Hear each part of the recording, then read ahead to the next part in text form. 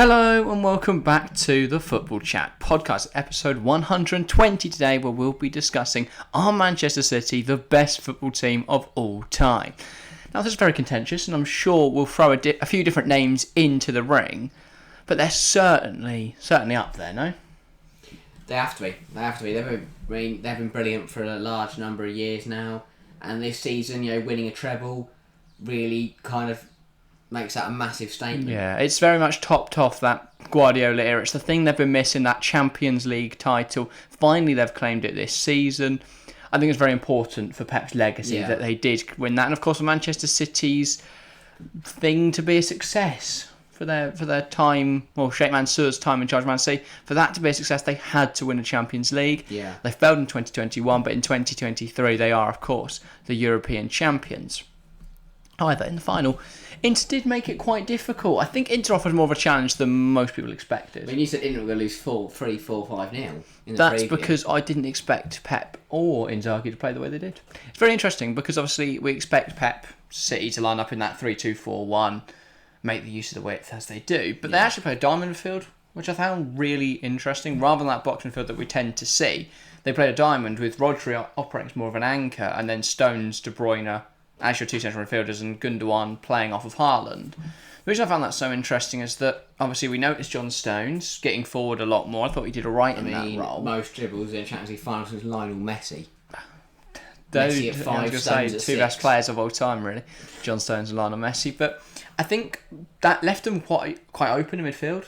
I was really not expecting Inter to play out from the back, and I think that's what Man City want. They wanted a few players deeper so they could actually have a bit of muscle in midfield and win that long ball, as you say. So I think they underestimated Inter Milan, really, and Inter knew what City would try and do. Inzaghi instructed them to actually play out from the back for a change. Of course, we still saw some excellent long balls from Andre Onana, and his distribution was on full display. But yeah, they actually played out from the back at times, and they played successfully through the City press, which you can't say has been done many times this season by many teams. I'd say really only Liverpool have been able to do that, and I guess you could make an argument for Manchester United, but even then, obviously in the game they won in February, but other than that, not many teams. Tottenham, maybe they didn't really play through the press, they played over it and around it.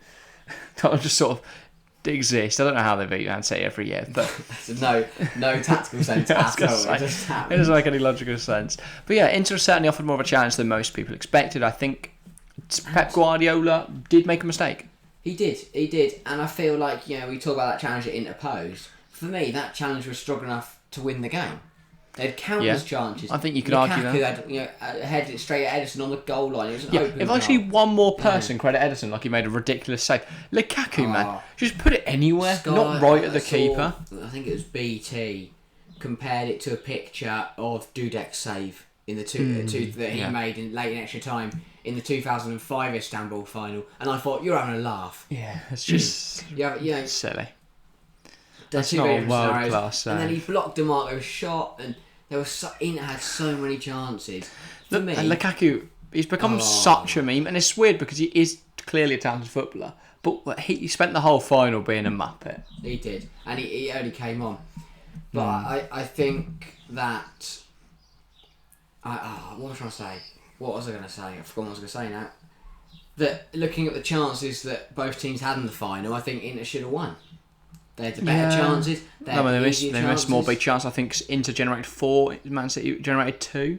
Yeah. But City's with that goal and then the Haaland one, and then Inter's with the cacophony of chances created. Look, Lukaku was all involved. Romelu Lukaku. But the next question I sort of want to put out there is, did Guardiola get lucky?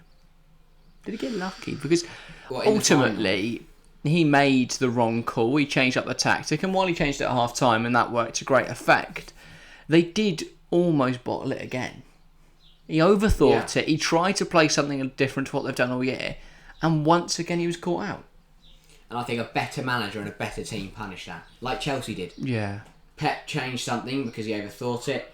Tuchel took advantage of that, and Chelsea scored in the first half and won the game. I'm going to throw a controversial opinion out there, but if that was Jose Mourinho's AS Roma side instead of Inter Milan, I back them to get a result on that night. I think, don't get me wrong, Pep Guardiola's City side are a better team than Roma. By no means am I disputing that. But I think on the night, Mourinho's Roma side could have beaten that season. There's 3 reasons for that.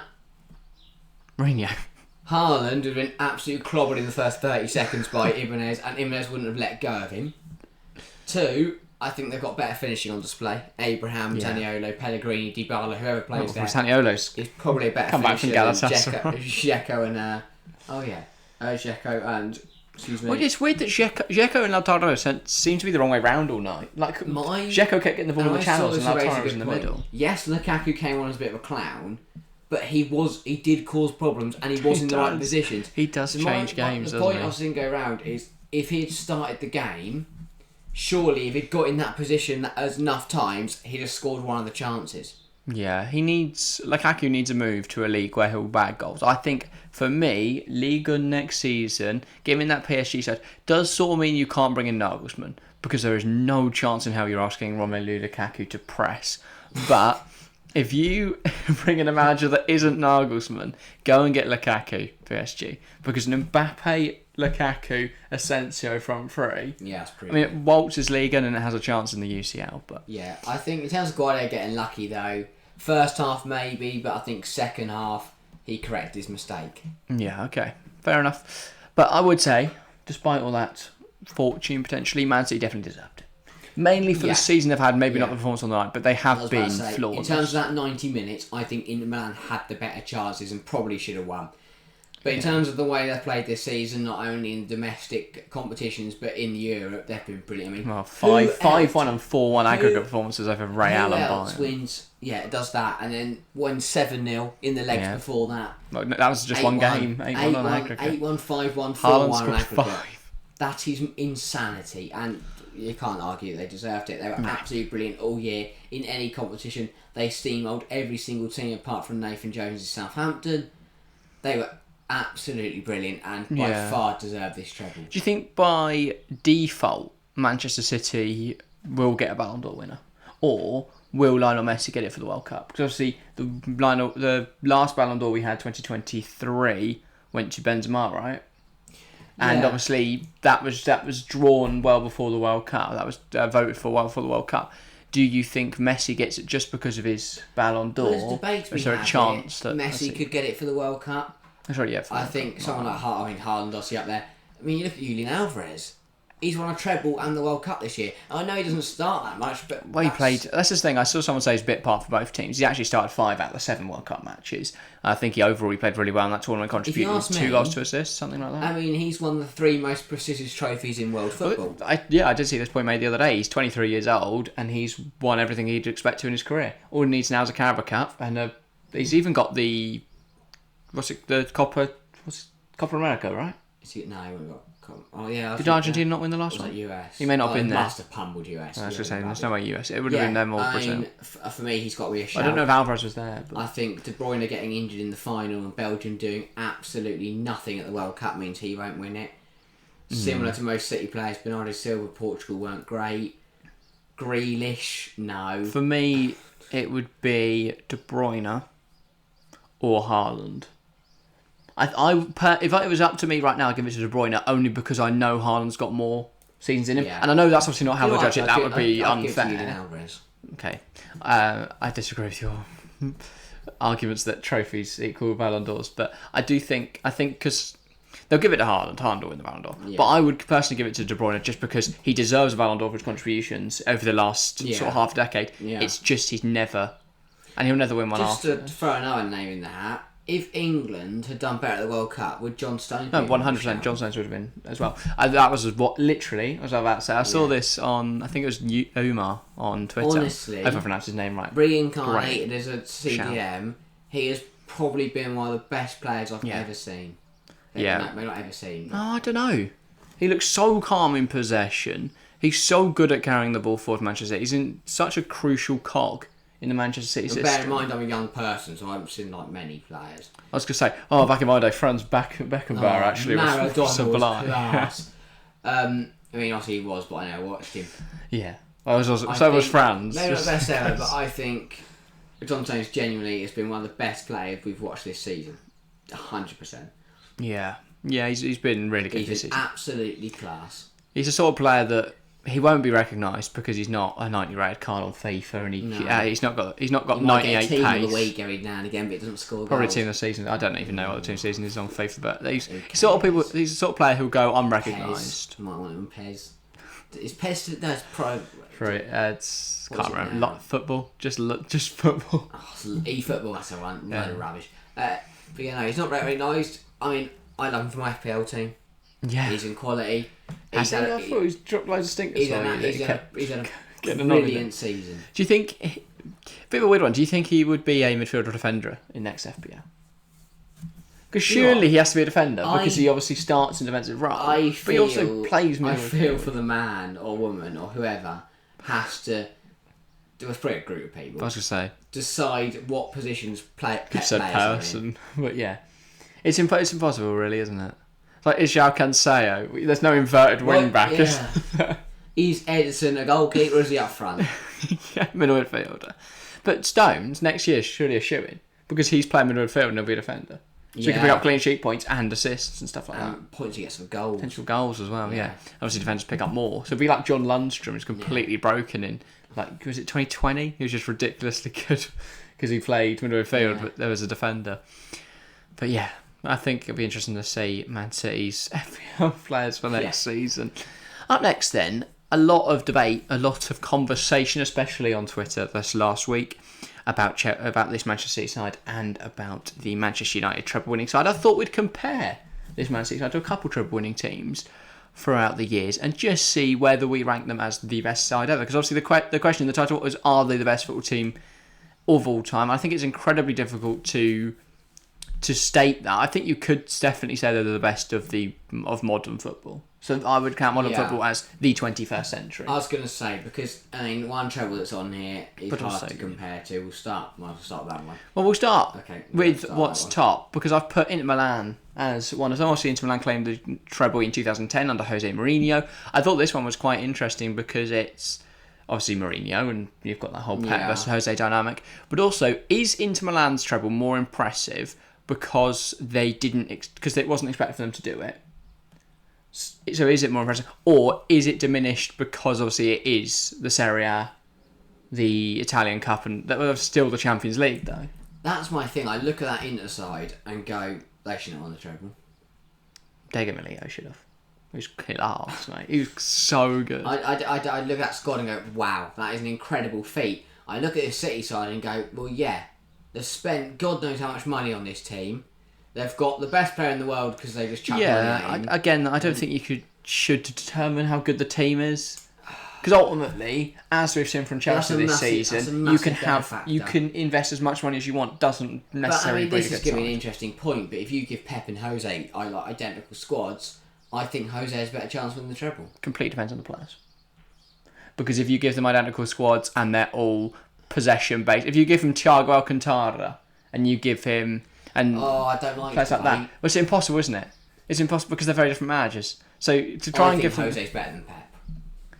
I think it obviously depends on what you want from a manager. I love Jose Mourinho, but personally, as a massive fan of tactics and the evolution of tactics, I just think that Pep Guardiola's evolution of the tiki-taka from what Johan Cruyff brought to Barcelona, obviously, that evolution into that Barcelona side in 2009 and then into what we see today in Manchester City in 2023, I just think that evolution is so impressive.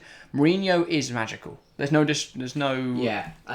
other words to describe it. He is just ridiculously good. Because what other manager could take the sort of teams he's taken to European glory? Porto, Inter, no one. Name them all. He's won the Champions League with FC Porto and with Inter Milan in years they were never expected to do it. No, but does Jose Mourinho have this sustained period of dominance that Pep has at Barcelona, at Bayern Munich, at Manchester City? Probably not. He probably would have called Philip Lahm a dickhead and then had to leave, wouldn't he? He probably had to go. I think, tactically and in terms of prolonged success, well, they kind of go hand in hand, don't they? If you are very good tactically, you're going to have success for a very long time. That is it. In terms of all-round management, I just think Jose's got it all. The mental aspect of management, the physical aspect, the team, the man management. But even tactically, he's not. Antics. Obviously, he's a magician. Really. I mean, you go from tick attack with Pep to we're going to kick it long and hope our really tall striker gets there. At the end of the day, and the Manu Matic, who I love for some reason, who just follows everyone. He follows Mourinho wherever he goes. Just it just works. He's such a Mourinho player. Yeah. Just so smart with the tactical fouls and good at dictating tempo. Not to slate Tottenham, but also I know Jose obviously struggled at Tottenham. I think Pep struggles at Tottenham. I'm trying to think of what the if you play Eric Dyer as a rotating CDM that pushes on his... that is literally what Poch did, but the other way around. Poch played Dyer as a DM who dropped into the back three, sort of a half-back role that would slow into them. So it's a similar sort of transitional... I don't know. A situational back three, the same as what City did. In terms of the Inter Milan squad, in terms of the Inter Milan treble win, for me, City probably edge it just because they are such a good team. Inter Milan, as much as they did it against the odds, City are such a good team, and I think the way they play the game and but this is a debate I'm having in my head is City were favourites for every single competition they walked into this year. Were they? Yes, but. For me... No. What? No, they're different. Don't get me wrong, maybe they're favourites. I would argue Real Madrid are probably favourites to go back-to-back in the Champions League. But the way they beat the reigning Euro champions 5-1. They beat the Bundesliga champions for the last 2 decades 4-1. They tore apart RB Leipzig, who are third in the Bundesliga.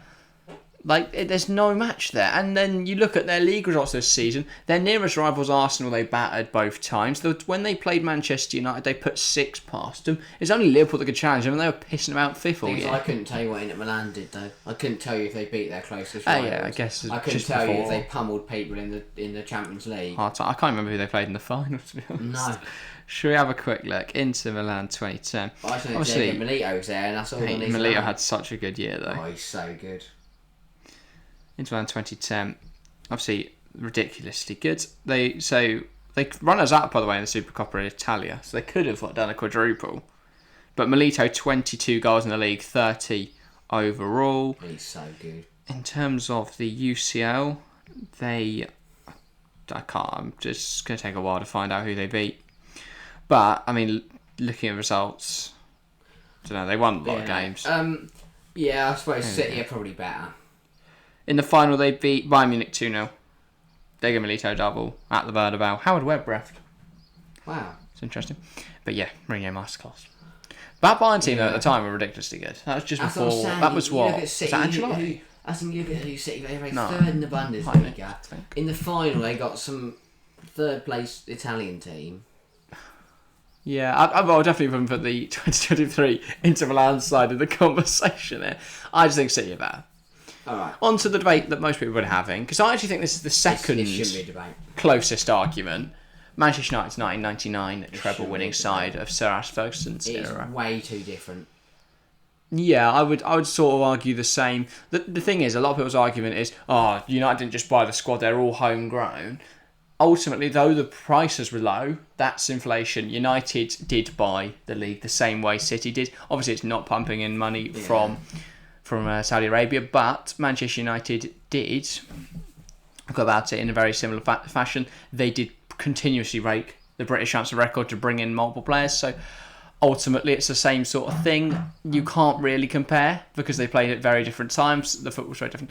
I think, though, for me, City are probably better, but we can't comment. Yeah. We didn't watch Manchester United, really.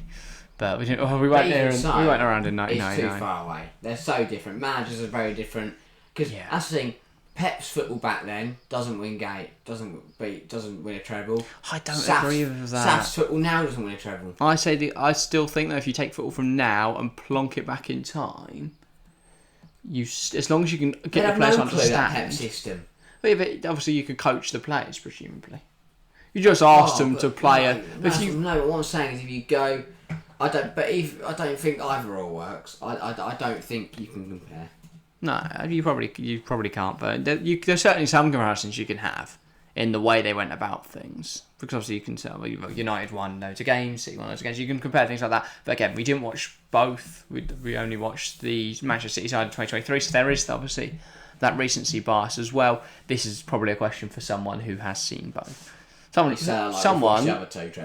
like Mark Goldbridge, who said the United were better, but he has a lot of bias. He's not going to sit there and go, yeah, I think City treble was better. Yeah. Anyway, the final one, which I think this one's much, much closer. Barcelona's treble-winning sides of 2009 and 2015. First of all, they've won two, so that's an immediate yes. But they're two different sides. But so which is Pep side's better? The Tiki-Taka of 2009 or... I think it was harder for him in 2009. This particular system in 2010. 2023. Why is it harder in 2009? I just think, again, this City team, the odds were with them in every single competition. Yeah, but the odds are really against Barcelona. No. Okay, no. Yeah, if you shout no enough, I'll be wrong. But... How did Barcelona do it with Lionel Messi, Samuel Eto'o, Ronaldinho, Xavi, Iniesta, Busquets? Let me talk. What are you on about? The Barcelona team weren't that as far clear as this City team are. Nah, man, what have you said? How are they not as far clear? No. What I'm trying... No, I don't mean the squads. I mean, in terms of, like, the odds. So people thought City were going to piss every competition this year, and they did. Right. I don't think it was that easy for Barcelona. I think the Barcelona 09 team's better by a country mile. Okay. All those players you named. What about the 2015 team? Not a clue. Not a clue? Oh yeah, so 09, when you were 1, you have vivid memories of. I don't remember 2015. I didn't watch... I didn't sit there in 2015 and go, yeah. In 8 years' time, I'm going to need to remember this team because I'm going to talk about it on a podcast. Okay, so Messi... You can tell us, we do revise the topics we're talking about. Messi, remember him? Yeah, I do remember Neymar? him. He's all right. Oh, no, don't argue me now. It's annoyed me now. Yeah, no, that Barca 15... That 2015 got rubbish. Suarez? No. Xavi, Iniesta, Busquets. Yeah, they're quite good. Puyol, Piqué, Valde. Oh, I forgot. I love it, Valde. Okay.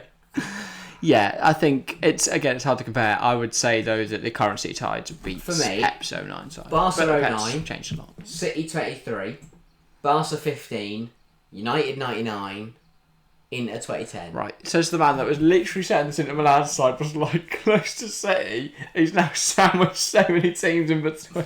Yeah, they're close, but so the United side. Okay, back to your ranking. Where do you pass as Invincibles? Top. Top? Yes. Top? I thought, I didn't know I was recording with Connor today. Why are they top? Because for me, and hear me out, going undefeated in a season-long window... Yeah, in a season. In a season is a better and bigger feat than winning 3 trophies. No. Yes. No. Yes, do you not understand how mad that is? It is, but it's not. I mean, I don't know why you... games Do you not know how mad that is? You don't speak like that. No, I said normal, I didn't put the accent. I said mad. It is mad. Like mad, like a normal person, like mad. Right. It was an insane achievement, don't get me wrong. But they drew like 20... They drew a lot of games. They were dumped out of the Champions League. Yeah, you can't. Chelsea beat them in the UCL, I believe. It's impossible to win a quadruple, a treble, and go undefeated. In Why?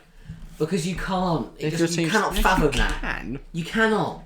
That does not happen. It hasn't happened, but it could. Because players have mental brains. I reckon if we went back to like the 50s, players have brains. Some all-conquering Hungarian side probably did it. I don't care about them, to be honest. They're from Hungary. They're right. not in a big football league. It's a load of rubbish. It was 83 years ago. Of the 50s, the Hungarian sides were sensational. Do not disrespect the likes of Ferenc Puskás. And who else? Can't tell you, mate. No, exactly. One man. Well, I wasn't around in the 50s. I was like... I'm not talking about the 50s. I'm talking about now. It was 80 years ago. I think that going invincible in a season is better than winning a treble. You keep saying that. You've got no justification other than it just is. It's more impressive. Okay, because they didn't lose a game. Yeah. So City on the FA Cup. They've played Sheffield United on that. The FA Cup is prestigious. Well, it is. Okay, it's all this debate as well. We'll move on from that. Would you rather win the FA Cup or the Conference League? Oh. Because this debate was going around after, obviously, West Ham won it and were celebrating, and then other fans were going, "Oh, we call yourself European champions. You won the Conference League. Didn't Wrexham win that or something?" It's just not okay. Fair enough, but like, and then you see like Tottenham fans piping up. It's like, fam, you've not won anything since 2008. What are you waffling about? But yeah, go on. FA Cup, Conference League. What do you want? Oh, I don't know. You can probably answer this as a Villa fan because you'll be in the Conference League next season. Yeah. If you picture it, Unai Emery with a big vase, or Unai Emery with one of the most prestigious trophies in world football. My point is there are 2 other European titles. There is nothing like the FA Cup. Nothing like it, right? There is nothing. Nothing can top the FA Cup. So what was the other than Aaron about? It's obviously the FA Cup. Yeah. Obviously the FA Cup. Because there's 2 other European competitions. Conference League. I was just hoping you said the Conference League. Conference League's a pub trophy compared to the FA Cup. It's not a pub trophy. I don't agree with people that say that because obviously if you look at the it's a brilliant teams trophy. in this season, it's I just think it's strong. But the whole point of the Conference League is it's added on so lesser worse teams can win a European trophy. We're not going to get the BTEC FA Cup, are we? Well, we do. We're not going to get 3 versions. We watched the Carabao Cup. EFL trophy. The Johnston's paint trophy. Papa John's. Oh, get out. Well, that is the BTEC FA Cup. No, but... but no one's going, we'd rather win the Papa John's or the Conference League. I tell you what. Piss off. Nobody wants a pizza, mate. Just want pizza in the bars.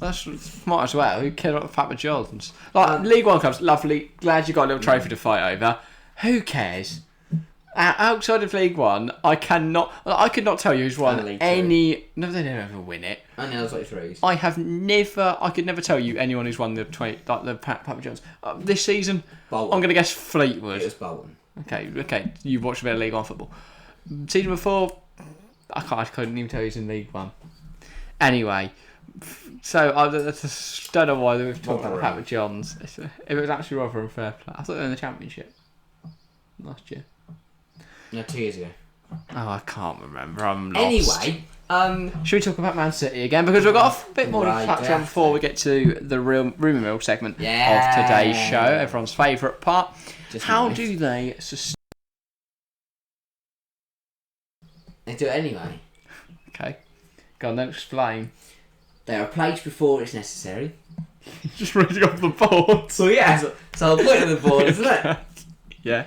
What else do they do? They don't allow for complacency. That is like going forwards. They need to. Anyway, replacing before it's necessary. Obviously, they've done that in the past. Rodri coming in before Fernandinho. Everyone Rodri's crap. Eventually, he learned under Fernandinho. Now he's one of the best TMs in the world. Players like that, they've got to keep doing that. Gundogan's not getting. No, he's crap. Gundogan's not getting any younger. Might leave this year. Don't know what that was about. He's got a bit of timber on him. You cannot talk. Wow. Gundogan could need replacing. He might leave this year. Bernardo Silva potentially on his way out the door. Mahrez is looking at Saudi Arabia. They're going to have players they're going to have to replace soon. They've got to get it right with the replacements. They always do. Have so far. They'll find some random Norwegian kid. They probably will do that. Like when Haaland eventually retires. Haaland wasn't a random Norwegian kid. When Alvarez retires, Haaland will be there. Isn't Alvarez older than Haaland? Yeah, that's what I bonkers. I thought Alvarez is 23, Haaland's 22. But you said they need to replace Mahrez. They've got Cole Palmer. And then they've got a Dozy. He's placed with Southampton. He's out on loan. They sold him. Oh, balls. And also, no one's looking at Samuel Dozy after the season he's had and gone, oh, bloody hell, he should be starting for City. They've got players. They'll go and sign like Jeremy Pino or someone like that. Or some random child from Brazil. That's not what City do. Well, where do they find Fernandinho from? I think it's Shakhtar now. He's still Brazilian. That counts then.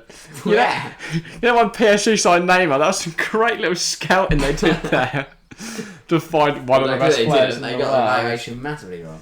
Well, they paid his release clause, which is ridiculously high. Neymar still one of the best players in the last decade. That's not even a debate. He is world class. Anyway, City. Speaking of Neymar, I might end up at Chelsea. We'll talk about that in the rumour mill. That's embarrassing. That's an absolute embarrassment of a statement.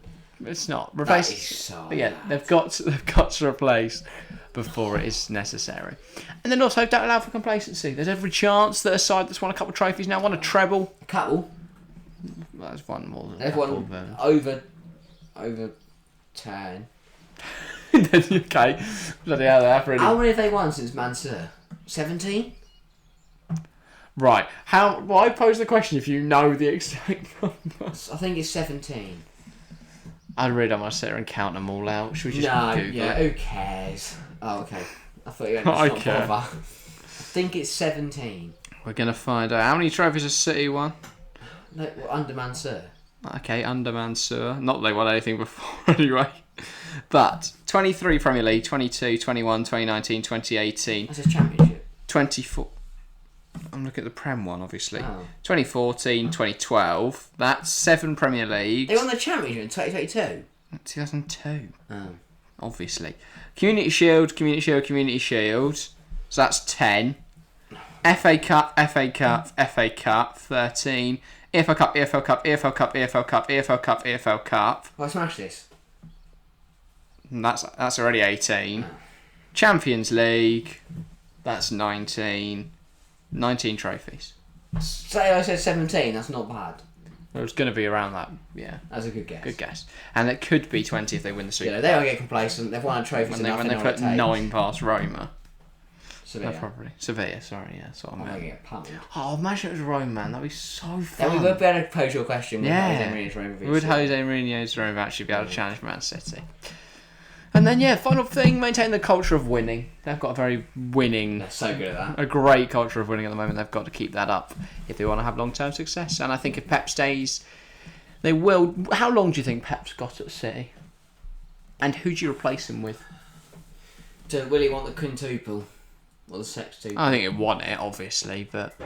Also, what's next for Pep? Genuinely not a clue. I'll be honest, I don't know how to answer that question. What's next for Pep? Or I just don't know. I couldn't tell you right now what he wants.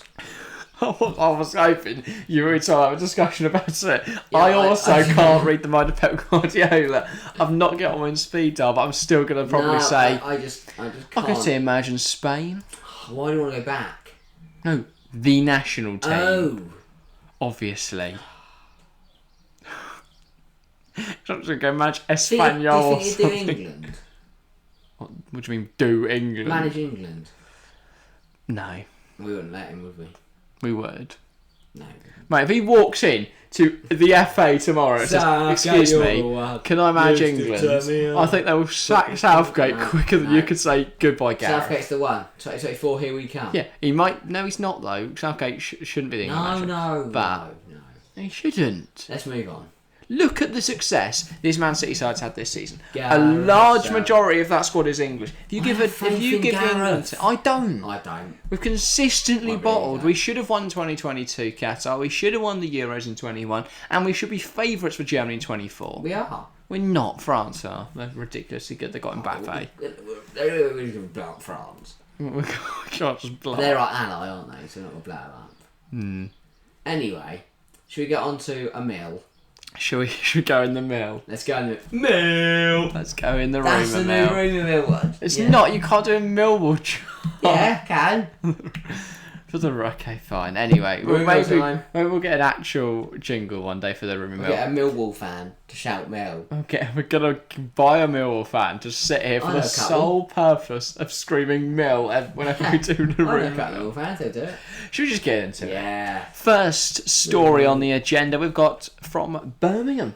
Lovely little city of Birmingham. We're going to not be heading to Birmingham City, though. Instead, we're going to be heading to Aston Villa. We're going to go looking in the Claret and Blue Club because who they signed? It's Yuri Tielemans. Yuri Tielemans. What a deal. Yeah, not a bad bit of business. A free transfer for Come on. For a player that could definitely play for Man City. World class. He's not world class. He's not even close to world class. That is if Neymar's world class, Tielemans world class. Not. This is why they say white men shouldn't have podcasts, because what the fuck have you just said? Tielemans is not world class. Got a bit of a tango at the moment. But yeah, no. That doesn't make you a different race, you fucking idiot. Turns out I'm saying the sun. That's not how it works. I know. Paul from Somerset doesn't go out to Marbella for a couple of weeks, become red, and then he goes, well, that's my race now. Oh, look that.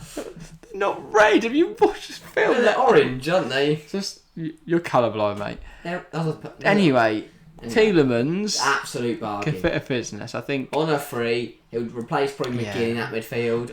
Do love John McGinn. Not that well. McGinn's an excellent rotation option. Yeah, love John McGinn. Especially with Europe, you're going to need rotation options next season. He can pummel some random sides with more consonants than vowels in their name. So I think he'll do well. But Tielemans is a quality little player, and I think he'll play really well. He's going to have to work hard because that's what Unai Emery demands of his players. But I think he will. I think he's capable of it.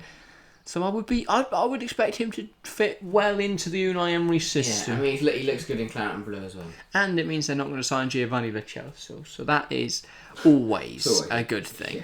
Yeah. I don't hate him, but he plays for Tottenham, so not a great thing. Anyway, rating the rumour. I mean, it's a confirmed one. You've given 0 out of 10 for confirmed ones before, but it's Yuri Tielemans, it's Aston Villa. Up next then, Rasmus Højlund, the Norwegian star, giving any vibes? A Norwegian absolutely tearing up European leagues. Not another one. Exactly. Another one that Manchester United are chasing. Are they actually going to get him? Probably not. But Rasmus Højlund obviously plying his trade at Atalanta at the moment. He's had a really decent little season, and now he is drawing the interest of Manchester United. A lot of people want him to be their big money signing this summer. I think he'd be a good bit of business. He's exactly the sort of profile that Ten Hag would like. He's bullish, he's quick, he's good at getting in behind, build up players, good finisher. But as you say, bit of a gamble. He's not played much European football. Manchester could just dominate with their big Norwegians up front. They could do exactly that. Norwegians taking over the Prem, mate. Odegaard as well at Arsenal. You're going to need a Norwegian soon to get over the top lot. We can go with Josh King. I'd cry. We could get on. Is Andreas Schelder up? Norwegian or is he Danish? Danish. Yeah, that's a shame. If not, go for him. Or Zanka. Danish. Go get Matthias. Oh, he's Danish as well. Not many Norwegians, it turns out. I know off the top of my head. Just a load of Danes. Casper Ruud, maybe. But I think Rasmus Højlund would be a really good signing for Manchester United. I think Atlanta would probably command at least 60 million, I would say. I mean, due to the price, due to the gamble, and due to the fact that Man United could then challenge Manchester City, weighing all those pros and cons up, I'm going to go for a 6.5 out of 10. Fair enough, a very strong rumour mill so far then, 16.5 out of 20. Up next, David Raya. What's he doing? Now, David Raya, of course. Does he hate football? David Raya, the Brentford goalkeeper, had a really decent season for the Bees, and now, with a year left on his deal, he's starting to look at other options. Apparently, he has agreed, or at least personal terms are very close to being agreed, for a move to Tottenham. However, Brentford are not, of course, happy with the deal. Tottenham are trying to buy him at £20 million. Brentford are looking closer to a £40 million valuation. That is quite a gap at the moment. I don't really know why Tottenham don't just go for 30 mil, take it or leave it, because he's got a year left in his deal. What they're really going to do? He would throw his career away. He wouldn't. He would. He'd do well. Doesn't matter. Absolutely rubbish. They've brought in an unproven manager. They haven't even got a sporting director because he was dodgy with finances at his other club. But he's still a really good goalkeeper. He is a very good goalkeeper, but when he's got Eric Dyer, Longley, and Ben Davies in front of him. Postecoglou, he's not been given loads to improve the squad, but he'll be given enough. And if they can bring in... I mean, there's a reason they want to get Raya as cheap as possible, so they can actually have money to go and do any other business. But yeah, I don't know. I think for Tottenham, brilliant signing. For Raya, terrible decision. I think it's a terrible decision. I think you're going to guarantee starting at a Premier League club for the next 10 years. I think Brentford have a better chance of getting Europe next season. I don't. I do. Because Tottenham will sell Harry Kane for £90 million and have that to reinvest. And I think Ancelotti will do a good... Real Madrid or Man United? Man United is already no, because Levy doesn't want to sell inside the Prem. Why wouldn't he? I don't know. Levy does not care one bit. Someone doesn't want to sell to the Prem.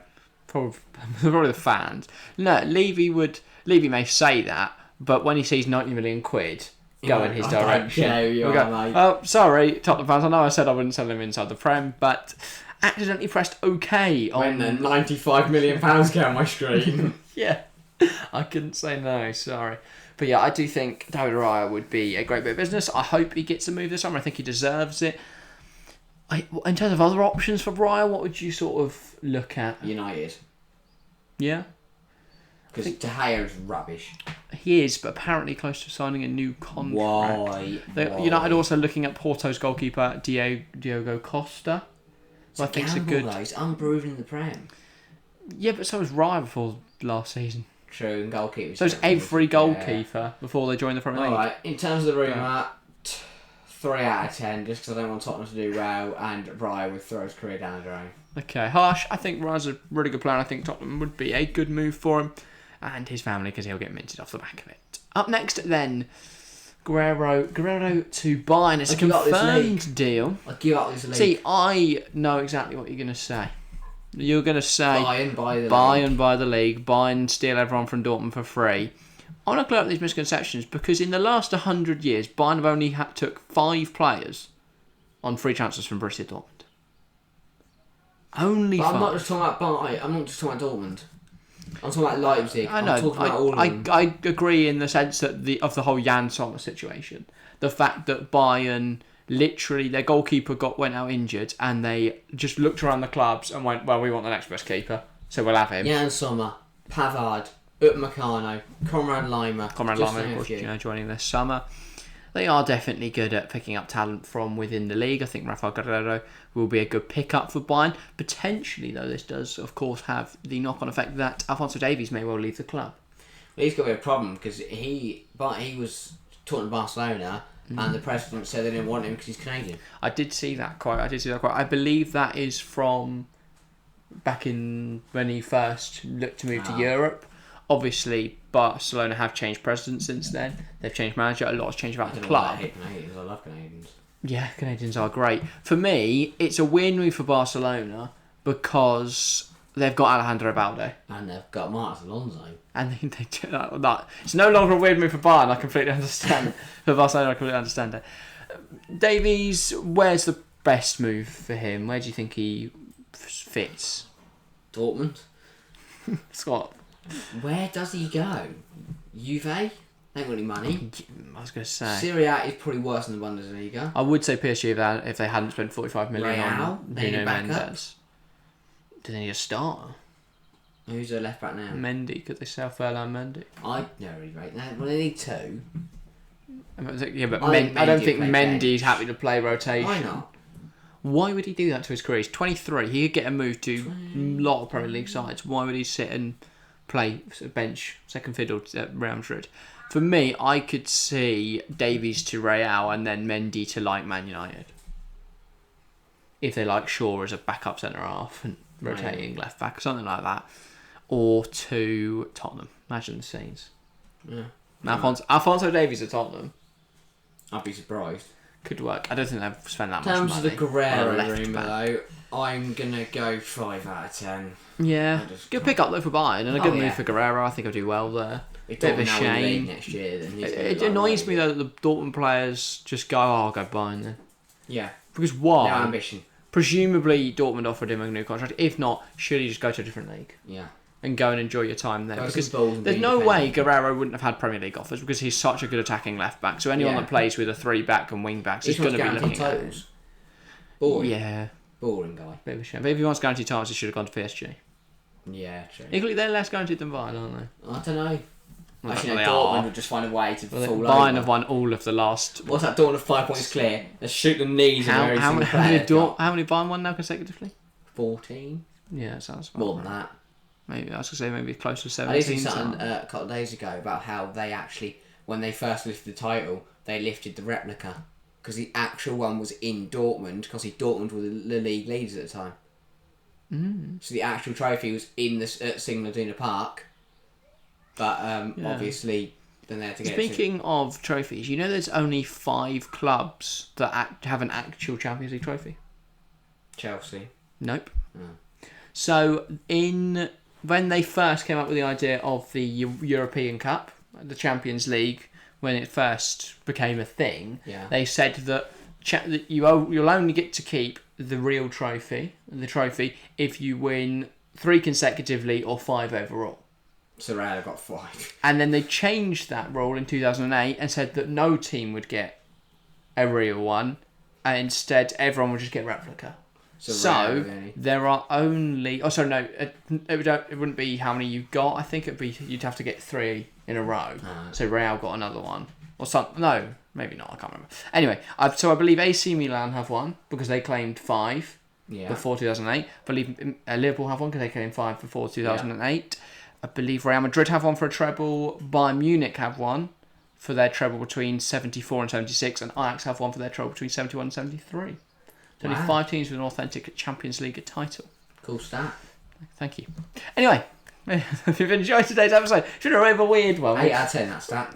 Thank you. Bit of a weird one. Some rumours thrown in the end there. We spoke about City for a bit. We have. No. The rumour is closed for today. No more rumours. We may do some rumours on Friday.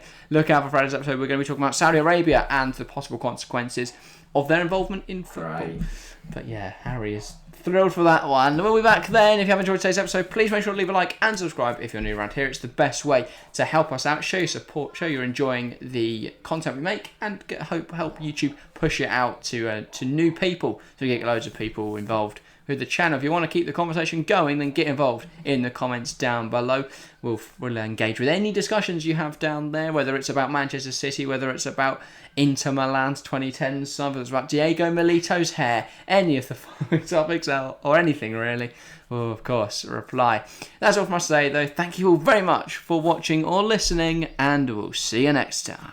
See ya.